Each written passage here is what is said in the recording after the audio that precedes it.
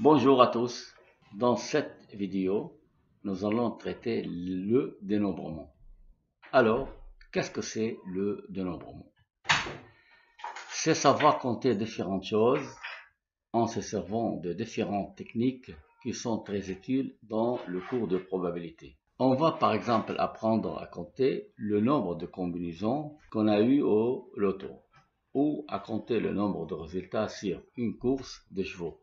D'où le dénombrement revient à calculer le cardinal de l'ensemble. Pour cela, il existe 4 situations pour calculer le dénombrement. Les 4 situations sont arrangement, permutation, P-liste ou combinaison. Commençons tout d'abord par l'arrangement.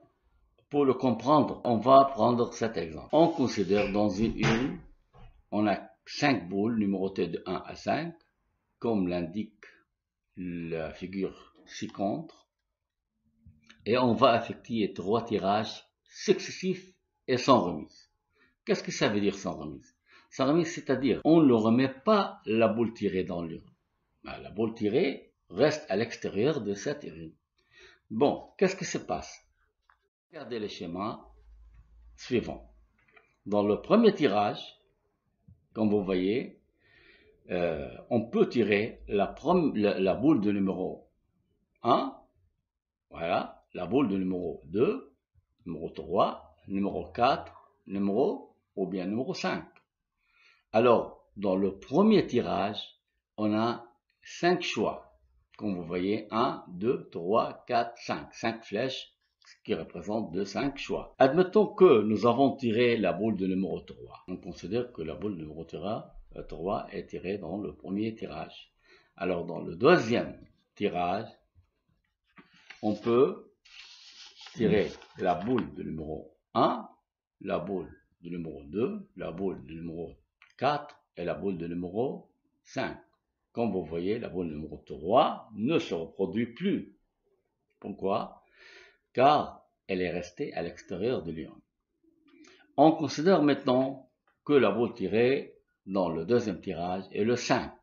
Voilà, le 5 est tiré dans le deuxième tirage. Comme vous voyez, on a 4 choix pour tirer une boule du deuxième tirage. Alors, dans le troisième tirage, il ne reste que les boules de numéro 1, le boule numéro 2, le boule numéro 4. Alors, dans le troisième tirage, il y a 3 choix. Étant donné que la boule numéro 3 et 5 sont déjà tirées, et n'ont pas été remises dans l'urne. C'est pourquoi il ne reste que 3 choix dans le troisième tirage. Donc on a combien?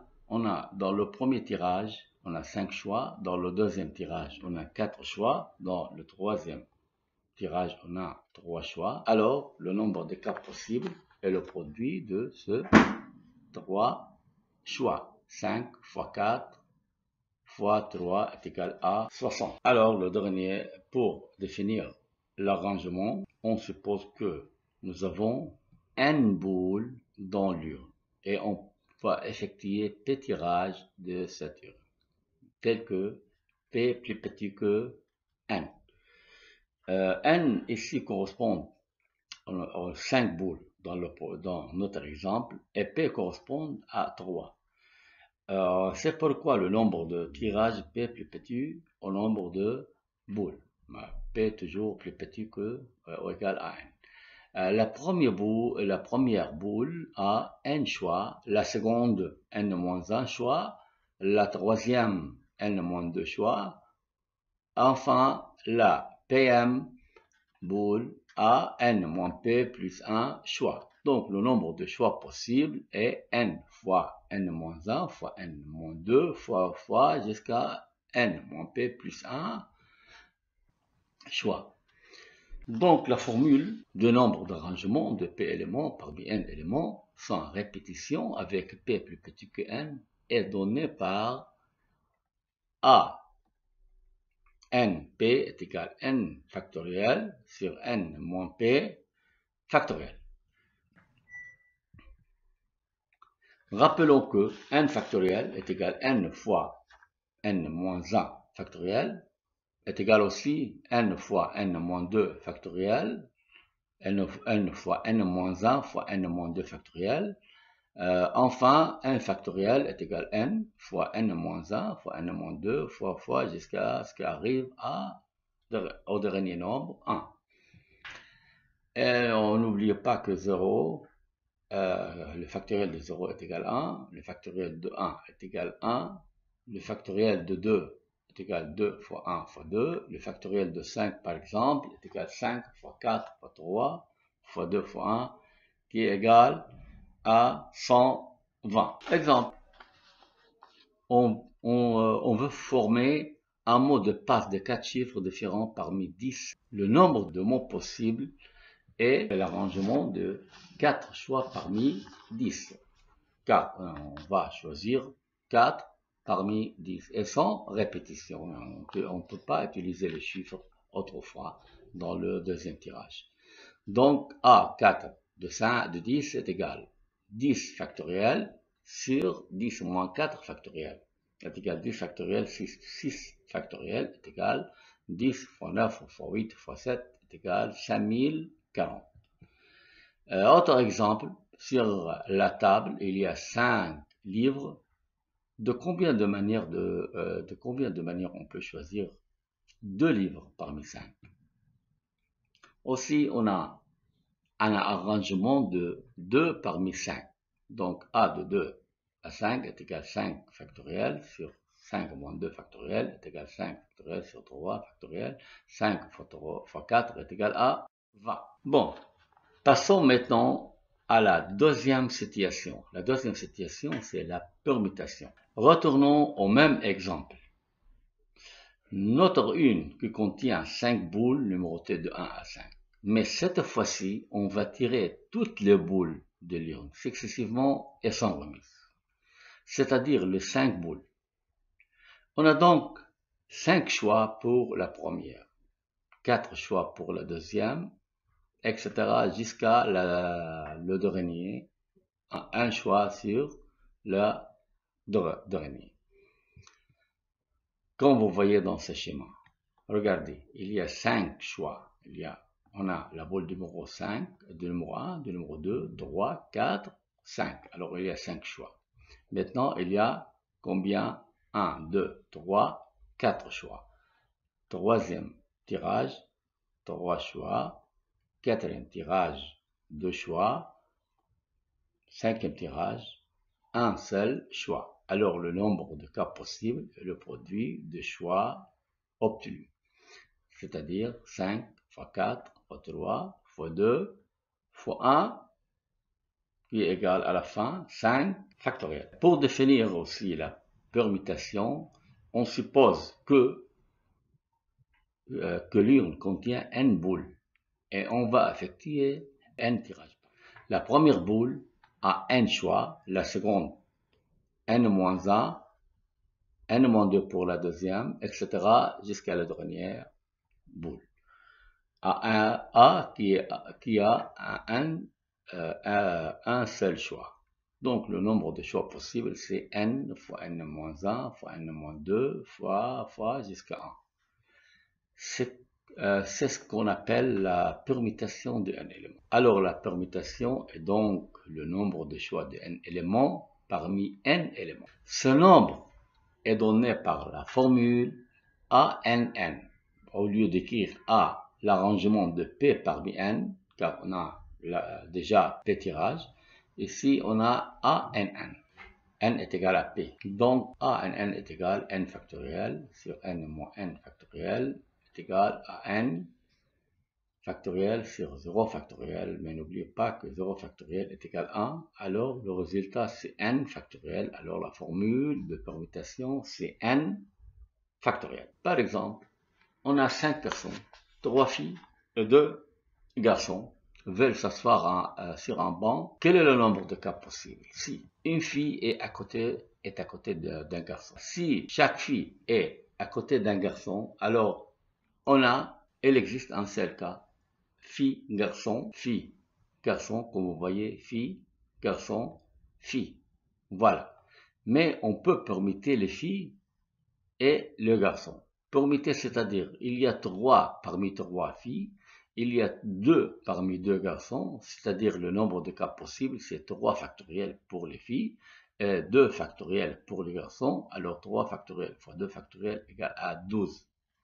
C'est le nombre de cas possibles. Maintenant, quel est le nombre de cas possibles si les filles sont de même côté? Si les filles sont de même côté, alors il existe 2 cas. Fille, fille, fille, garçon, garçon, ou bien garçon, garçon, fille, fille, fille. Comme vous voyez, les filles sont toujours de même côté. Mais on peut permuter les garçons et les filles, dont le nombre de cas possibles est 3 factoriels fois 2 factoriels fois le 2K. K, si les filles commencent, le deuxième cas, si les garçons commencent. Alors le résultat est égal à 24. La troisième situation de dénombrement est la P-liste. La P-liste, retournons à l'exemple de l'urne, mais cette fois-ci, on va tirer 3 boules successivement et avec remise. Alors, la P-liste, c'est le tirage successivement et avec remise, avec répétition. Regardez le schéma suivant qui indique le P-liste. Voilà l'urne. Le premier tirage qui paraît la boule de numéro 1, la boule de numéro 2, la boule de numéro 3, la boule de numéro 4 ou la boule de numéro 5. Bon, on admet que la boule de numéro 3 apparaît dans ce tirage. Bon, on a maintenant, comme vous voyez, 5 choix pour le premier tirage. Dans le deuxième tirage, on a aussi 5 choix. Voilà 1, 2, 3, 4, 5. Pourquoi 5 tirages? Car la boule tirée, la boule de numéro 3 tirée, se reproduit dans le deuxième tirage. Car on a l'a remis dans l'urne. Troisième tirage aussi, on a la boule numéro 2, la boule numéro 3, la boule numéro 4 ou la boule numéro 5. Donc, dans le premier tirage, on a 5 choix. Dans le deuxième tirage, on a 5 choix. Dans le troisième tirage, on a 5 choix. Alors, le nombre possible de tirages, c'est quoi?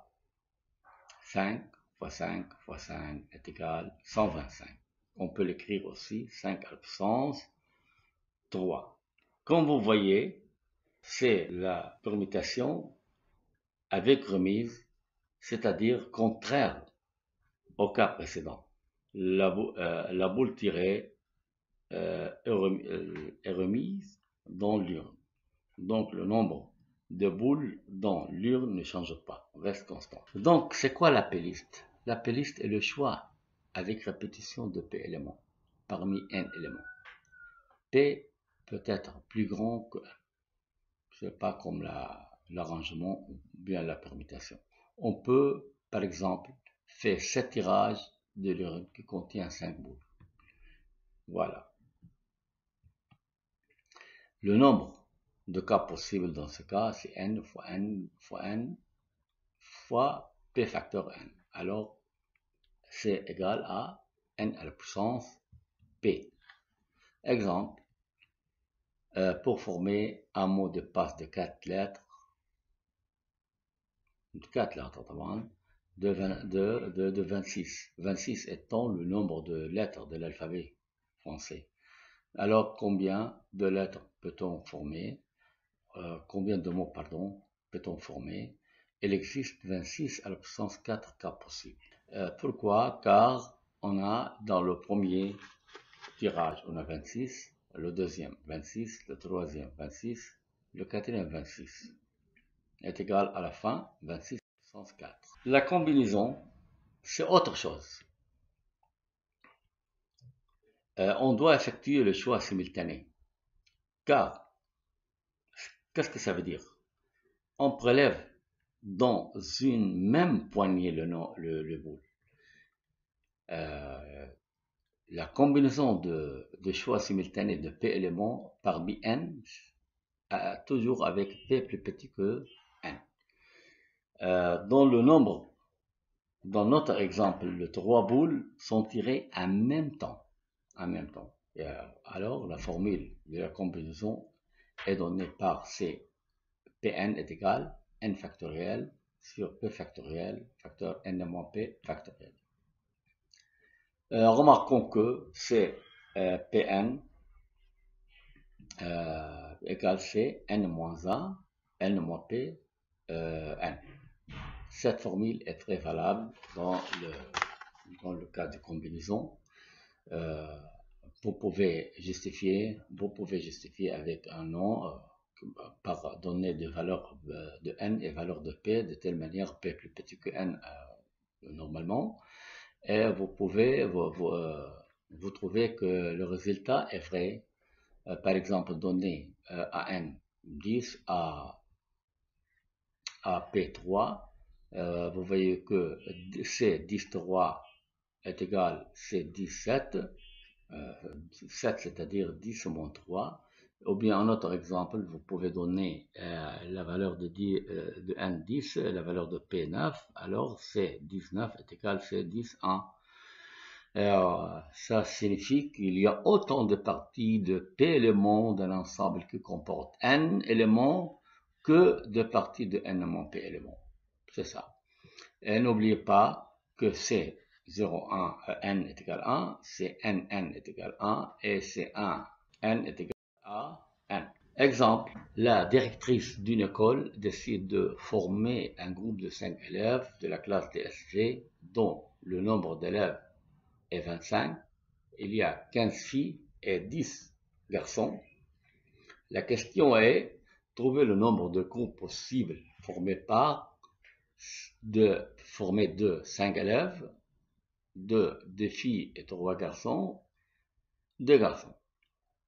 Bon, pour les 5 élèves, le nombre de 5 élèves, alors il y a une combinaison de C5 de 25. Car le nombre total de la classe des élèves de la classe de 25, on va prélever 5 élèves de 25, alors c'est 5 de 25, en appliquant la formule n factoriel sur p factoriel fois n moins p factoriel, ça nous donne 53 130 groupes possibles.